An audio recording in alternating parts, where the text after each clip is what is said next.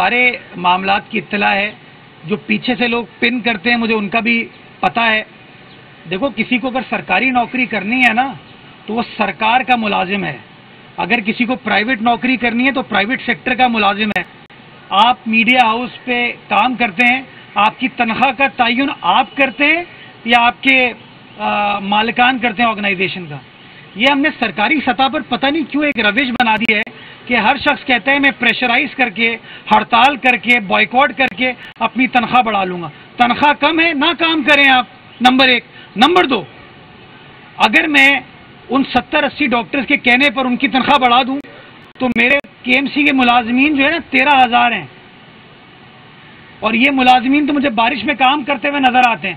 آپ نے خود فرمایا کہ عباسی شہید اسپتال تباہی کے دہانے پہ ہے, تو کام کہیں نہ کہیں تھوڑا سا تو آبجیکٹیولی ان چیزوں کو رپورٹ کیا کرو. میں بڑا واضح بتا دوں, وہ جو ڈاکٹر سمجھتے ہیں کہ چیزوں کو پیرالائز کر کے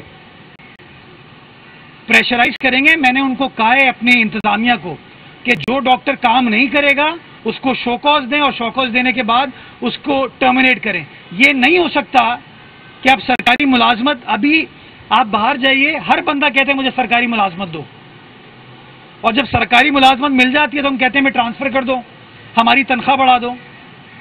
تو بہت لوگ موجود ہیں شہر میں, اس صوبے میں, اس ملک میں جن کو سرکاری ملازمت چاہیے. تو جو لوگ, ایک منٹ, جو لوگ ملازمت میں آتے ہیں نا, تو جب وہ اگریمنٹ کرتے ہیں نا سرکار کے ساتھ, اس اگریمنٹ میں تنخواہ لکھی ہوتی ہے. اگر ان کو تنخواہ پہ اعتراض ہے تو اگریمنٹ نہ سائن کیا کریں, اگری نہ کیا کریں. یہ غلط ایک ہمارے یہاں روش بن گئی ہے کہ نوکری حاصل کرتے ہیں, کام سٹارٹ کرتے, پھر کہتے ہیں ہم کام نہیں کریں گے. جو بندہ کام نہیں کرے گا وہ ملازمت کا حصہ نہیں ہوگا. یہ بڑا واضح طور پر کہوں. باقی پانی نہیں ہونا اور ایکوافینا کی بوتل, یہ جو آپ کہہ رہے ہیں نا, یہ بہت سارے ڈرامے بہت جگہوں پہ ہو جاتے ہیں.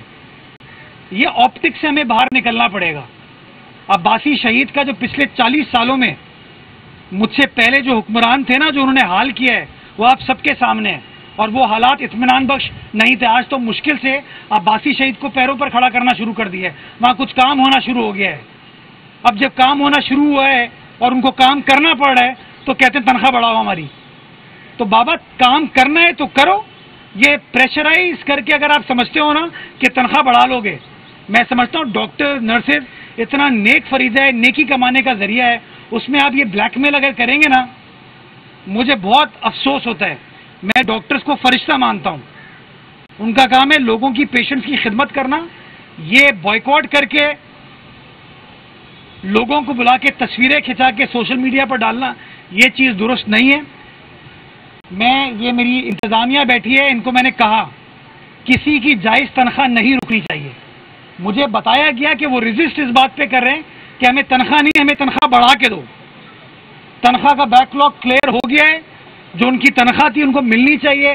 اس پہ اگر وہ برا مانتے میرے پاس آئیں, مجھ سے ملے, میں ان کا وہ مسئلہ حل کروں گا. لیکن اگر وہ یہ سمجھتے ہیں کہ بائیکاٹ کر کے وہ اپنی تنخواہوں کو بڑھائیں گے, یہ روش درست نہیں ہے. اور اگر سرکار اتنی ویک ہونا شروع ہو گئی اور پریشر میں آ کے تنخواہوں کو بڑھانا شروع کر دیا تو آپ یقین جانیں پھر تو کسی سرکار کے پاس پیسے نہیں بچیں گے کام کرنے کے لیے. جی یہ کر کے آ رہا ہوں آپ کے پاس.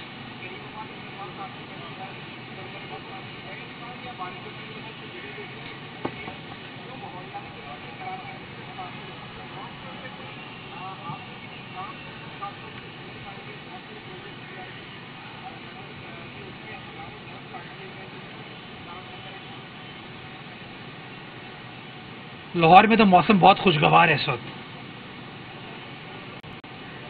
وہ راوی کے ریور بیڈ میں سوسائٹی بنا رہے تھے وہ لوگ,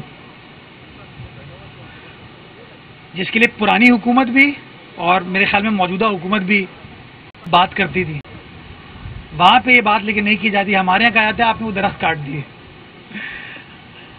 گزارش میری یہ ہے کہ ہم نے پارکس ڈپارٹمنٹ نے اور ہمارے فارسٹ ڈپارٹمنٹ جو سندھ گورنمنٹ کا ہے, انہوں نے درختوں کو ٹرانسپلانٹ کرنے کا ایک پروسیس سٹارٹ کیا.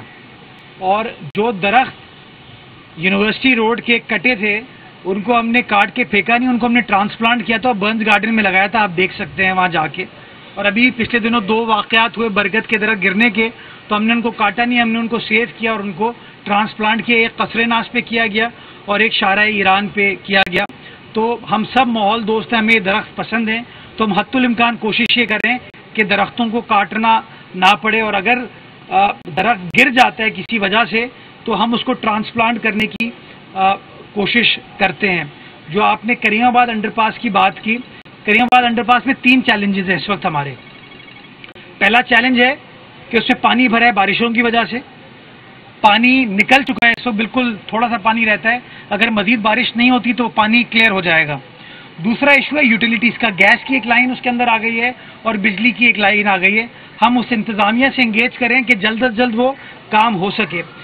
30 सितंबर डेडलाइन, 30 सितंबर, हाँ 30 सितंबर हमारा टारगेट आज भी है। हफ्ता 10 दिन इन वजूहात की वजह से ऊपर नीचे हो सकता है, लेकिन अभी भी हमने जो लोग काम कर रहे हैं उनको यही डायरेक्शन दी हुई है कि टारगेट यही है कि इंशाल्लाह 30 सितंबर को कंप्लीट करें। 10-12 दिन इन वजूहात के से ऊपर नीचे हो सकते हैं, लेकिन इंशाल्लाह कोशिश यही करें कि जो हमारी कमिटमेंट है 30 सितंबर वाली, उसको हम पूरा करने में कामयाब हो।